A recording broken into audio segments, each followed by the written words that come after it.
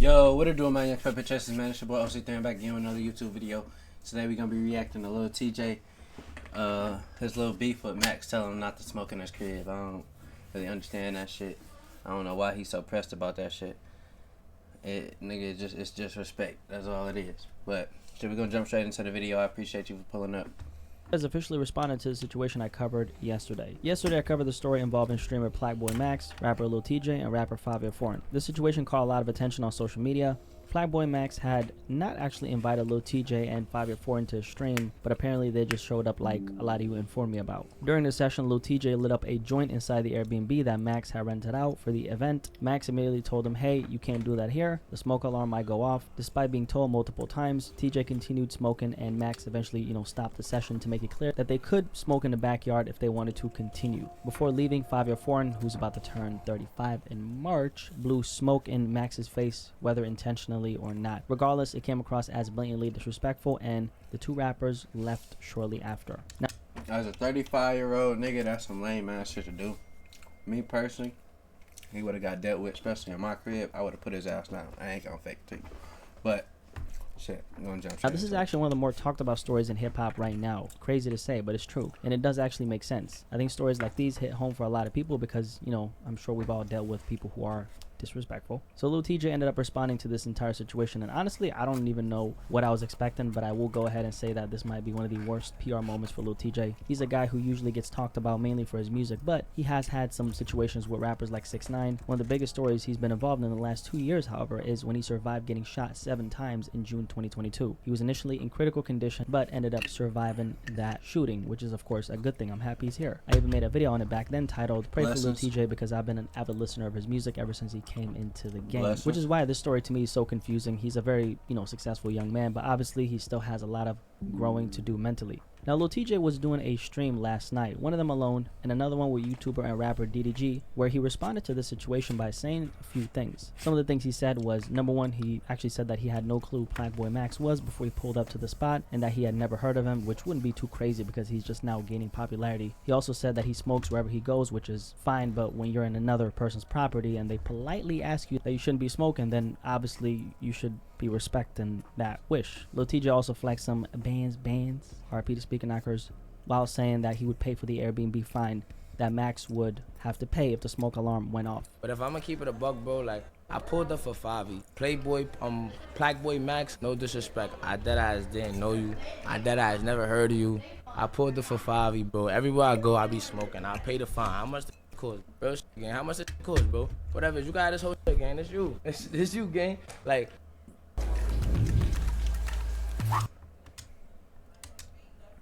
So first of all, it's of course not about the fine that he has to pay, it's about respect, which goes without saying. Also, another thing Lil Tjay didn't consider is that Plagueboy Max streams for a living, so this is actually his job, and if he fucks around and gets banned on the Airbnb app, how is he gonna rent out spaces to keep his money flowing because he streams for a living? Seems like Lil Tjay completely missed the mark, and the fact that he's flexing the band, saying that he's gonna pay it, makes me realize that he's not taking this situation too seriously. But it's cool that you would have paid this shit. But if a nigga politely asks you not to do the shit in his space, and you still do it, regardless of you saying no disrespect, the shit disrespectful. That's just what it is. In this next part, Lil Tjay goes into a few things. I'm TJ, gang. I'm in New York. How you think I'm coming, bro? For me, my fault. I came through, fucked up your crib. It ain't the end of the world, nigga. I ain't no sorry ass nigga. It is what it is, bro. I told you, bro. You be alright, bro. I pay for that. And to why I didn't, I ain't gonna lie. I just felt like you like, yo, one, it felt like smell like weed already. Two, you like on some, yo, stop smoking, thank you.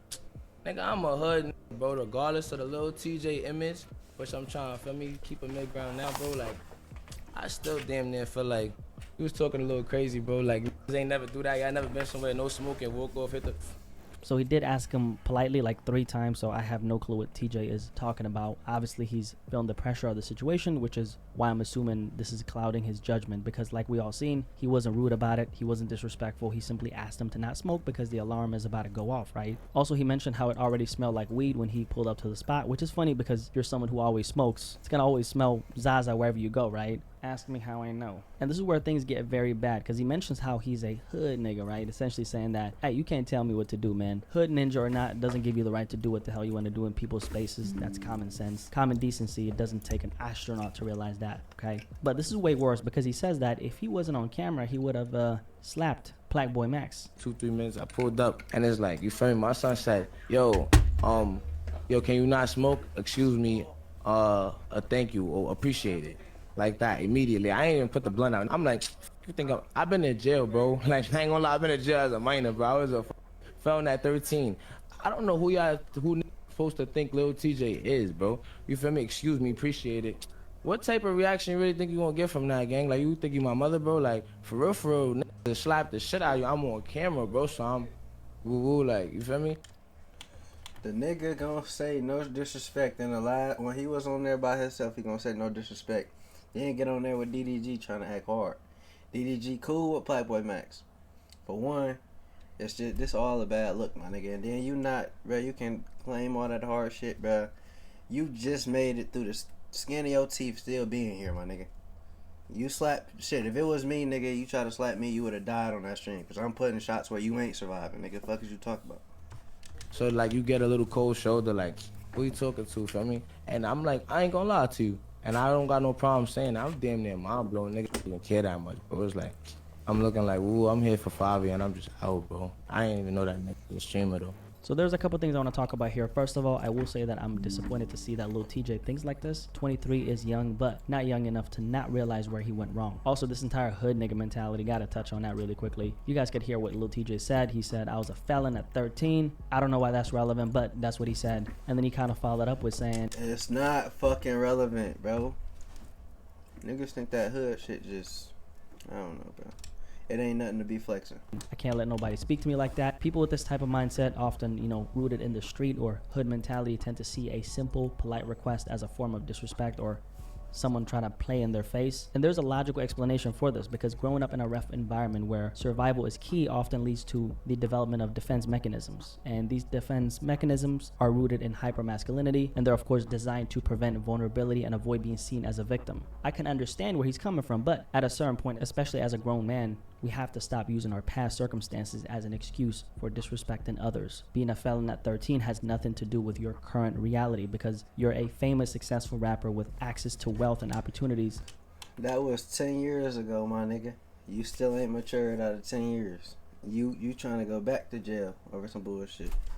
That's your actual reality, right? And one of my longtime viewers hit the nail on the head. Shout out to Yeah No. She said, masculinity and fragility are often confused in hip-hop, and it's honestly sad. Completely agree, because it's 2025. This street mentality needs to go. With so many opportunities available today, why cling to a mindset that holds you back when you could be influencing others positively and making a real difference in the world? Please tell me why. The reason why so many young black men fall into this mindset is, first and foremost, the absence of father figures in their lives. As a result, they end up idolizing neighborhood drug dealers or rappers who pretend to have been those dealers. They mistakenly see that as the image of what it means to be a man, and I'm focusing on young black men because that's what I can personally relate to. But this isn't exclusive to one group of people. I mean, in general, especially on the internet, I'm sure you know what I'm talking about, but you can see how the men who gain all the support are these so-called alpha males who are overly loud and aggressive. But let's be real, these types of people are usually overcompensated for something. I've lived the lowest lows and the highest highs. Well, what's the distinction? After you make X amount, hundreds of thousands of dollars, if you look at the studies done on this, it does not. I don't fit no fucking studies. It does not bro. hugely improve a person's life. Are you proud of who the fuck bro, you are? Why well, look at. are Are you proud? If you look in the mirror, would you guys say this motherfucker's proud of who the fuck he is? That's a bag of trash, dude. Pull your fucking shirt because off. I've been. Tell me you're fucking proud because of yourself. I've been to fucking prison. Jesus Christ! Because look I've been at to you, prison. Bro. You got 10-inch arms and tits.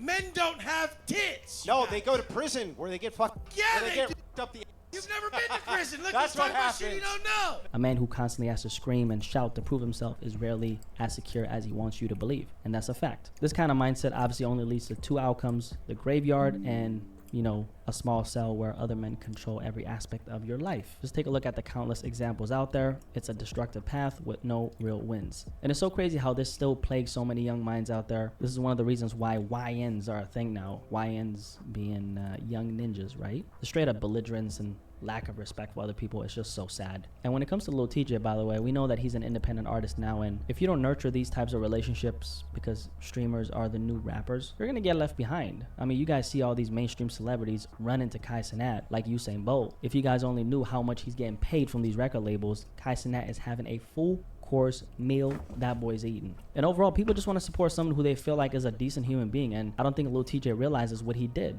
I think all rappers can learn from this particular situation. At the end of the day, you gotta drop the ego, because it seems like that's the downfall of a lot of rappers. When you build an image on being seen as hard, that's something you gotta maintain, which honestly just sounds so exhausting, because imagine walking around all day not being able to just relax. It's one thing if you're still in the hood, I get it, but if you make it out, wasn't that the reason why you worked so hard? To relax and enjoy your life? I hope Lil Tjay takes this experience as a learning opportunity. He has a promising career ahead of him, but situations like this can leave a stain on his reputation. Acting this way in such a public story can damage relationships and close doors that could have been valuable to his growth and success. People who are ready to bless you with the right opportunities may now hold back because they see how you treat other people. This is a very real consequence, but it's something many rappers don't seem to consider. A wave of negative press only adds to the damage, making it harder to build trust and secure future opportunities. There's more people who pay attention to you than you could ever realize. Trust me when I say that. Anyway, if you made it this far, that means that you enjoyed this video, so how about drop a like? And if you're new here, my name is Blackie Speaks, so nice to meet you. Welcome to the family. We obviously got more room. What do you guys think about Lil Tjay's response to Plaque Boy, though? Curious to hear what you guys have to say. I'll catch you in the comment section below. Most importantly of all, I'll catch you on the next video. Peace. Alright, man, that's gonna bring it into the video. I agree with what bro said. Shit, you need to just, you feel me? Put all that other shit aside, bro. Nigga, you ain't gotta be hard to be this nigga. Need to focus on making your ass some music and getting that Lil Tjay shit fell off. Get that shit off your name. You worried about the wrong shit. You worried about smoking in a nigga crib and putting on this facade of being this hard ass nigga. Just put the damn blunt out. Go to the backyard like he said. Shit. Enjoy your time there. But shit, if you put up to the video, stayed to this point, I appreciate you for watching, man. Go ahead, like, comment, and subscribe. We're gonna be back again with another video. We still got a subscriber goal of 500 subscribers, so we're gonna keep dropping these daily videos, and hopefully we get there real soon. I appreciate everybody for pulling up.